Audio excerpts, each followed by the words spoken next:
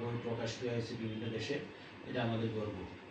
বাংলাদেশের নামটা দিয়েছেন একজন কবি, নমো নমো বাংলাদেশ নমো, চির মনোরম চির মধুর, 100 বছর আগে জাতীয় কবি নজরুল ইসলাম।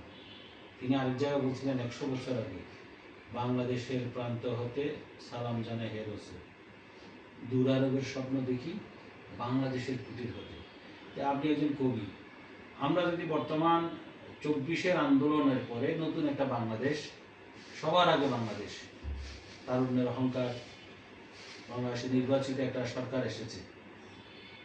আপনি যে পৃথিবীর বিভিন্ন দেশে সাহিত্য চর্চা করেন, একজন পরিবেশ বিজ্ঞানী, একজন গবেষক, আপনার মতো ব্যক্তিকে যদি আমরা দেশের সর্বোচ্চ পর্যায়ে রাষ্ট্রপতি হিসেবে দেখতে পাই, তাহলে বাংলাদেশকে আপনি আরো বিশ্বের দরবারে নিয়ে যেতে পারবেন। এই বিষয়ে আপনার অনুভূতি বলুন। হ্যাঁ, এই বিষয়ে আমি একমত যে আমার অনেকগুলো ফেসবুক ফ্রেন্ড বিভিন্ন দেশে, যেমন দক্ষিণ আমেরিকা, আফ্রিকা, রাশিয়া, ইউরোপের দেশগুলোতে আমি অত্যন্ত জনপ্রিয় একজন কবি। তারা তাদের টেলিভিশন এবং রাষ্ট্রীয় পর্যায়ে আমার কবিতা দিয়ে তারা শুরু করে। তো এখানে আমি যদি যদি আল্লাহ তাআলা আমার কপালে লিখে রাখেন বাংলাদেশের রাষ্ট্রপতি, সেটা অবশ্যই আমার একটা সুযোগ থাকবে বাংলাকে আরও বেশি হাইলাইট করার জন্য গোটা বিশ্বে। যেহেতু একটা পরিস্থিতি অলরেডি আছে, আমি এটা আরও হয়তো রিফাইন করে আরও চাবো যে আমার দেশ আরও গৌরব বয়ে নিয়ে আসুক, এবং সেই সমস্ত কথা আমি তুলে ধরবো। আর আপনি আরেকটা কোশ্চেন করছেন মাইকেল মধুসূদন দত্তের বিষয়টা।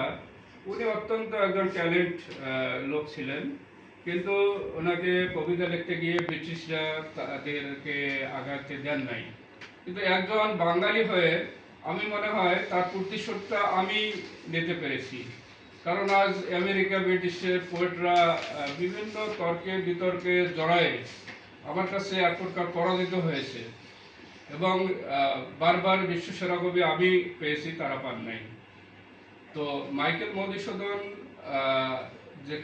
যেখানে তার একটা বই লিখতে গিয়ে উনি হোঁচট খেয়েছিলেন, তাকে আগানো যেতে দেওয়া হয়নি, সেখানে আমি 30টার মতো রোমান্টিক ইংলিশ পোয়েট্রি বুক লিখে আমি মনে করি যে তার প্রতিশোধ আমি নিতে পারছি একজন বাঙালি হিসেবে।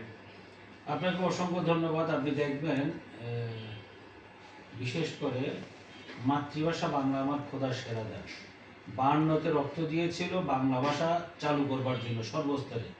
আজকে স্বাধীনতার 74 বছর, ভাষা আন্দোলনের 74 বছর, 52 থেকে 26, এখনো সর্বস্তরে বাংলা চালু হয়নি। এখনো কোর্টের রায়গুলি বা অফিসি আদালতের ভাষা, সরকারি প্রসিডিউরগুলি বা সাইনবোর্ডগুলি, নাম, নেম প্লেট, সব কিছু এখনো বাংলা না। সর্বস্তরে এখনো বাংলা চালু হয়নি। এই বিষয়ে